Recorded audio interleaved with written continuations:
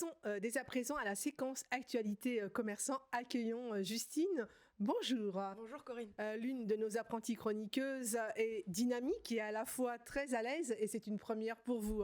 Justine, alors une actualité nationale et que nous aimons tous, l'élection du village préféré des Français.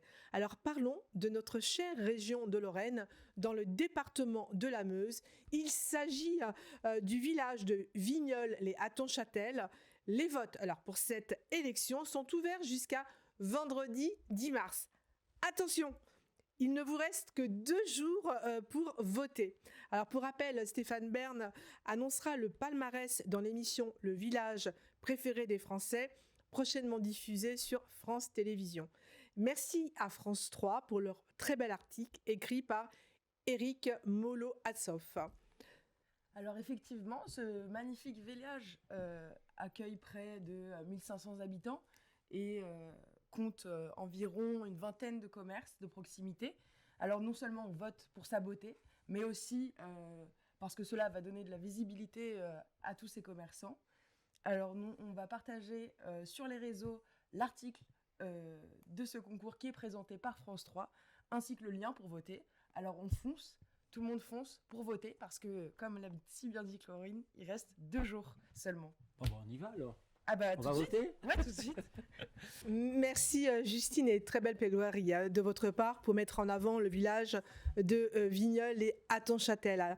Alors nous allons passer à la seconde actualité et faisons une petite escapade chez notre voisin, le département de Meurthe-et-Moselle de la région Grand Est, et continuons avec la gastronomie de nos amis boulangers.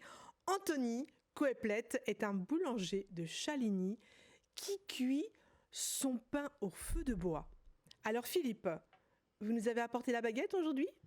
Non, pas la baguette magique, Corinne, mais je pense qu'Anthony a dû passer à côté de la crise énergétique. En tout cas, un reportage lui a été consacré sur France 3, Lorraine, et écrit par Camille Chagreau à la fin du mois de janvier.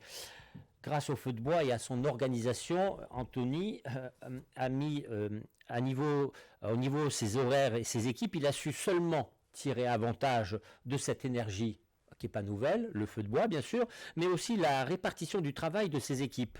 Un bon exemple que nous voulions mettre à l'honneur. En tout cas, merci à France 3 pour ce très beau reportage.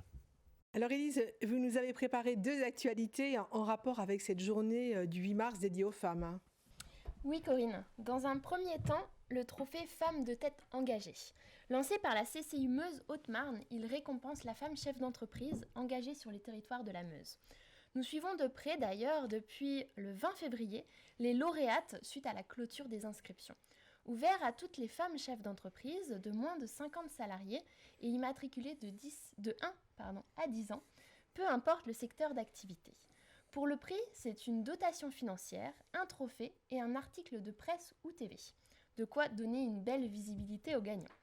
Nous allons d'ailleurs relayer l'information de la CCI sur nos pages réseaux sociaux. Alors, il y a également une finaliste meusienne au concours de l'AFPA. Rappelons que l'AFPA, c'est l'Agence nationale pour la formation professionnelle des adultes. Oui, Corinne, Cassandra Cellier s'est formée à la mécanique à l'AFPA de Verdun. Aujourd'hui, elle est finaliste à l'échelle nationale sur la catégorie essentielle au trophée Métier pour elle. Ce trophée met en valeur les femmes qui travaillent dans le secteur majoritairement masculin. Elle a d'ailleurs déjà remporté le trophée régional et concourt aujourd'hui au trophée national. Merci à l'Est républicain et à Annabelle Filoche pour son article. Dites donc, c'est vraiment très encourageant de voir que certains métiers encore très masculins s'ouvrent aujourd'hui aux femmes.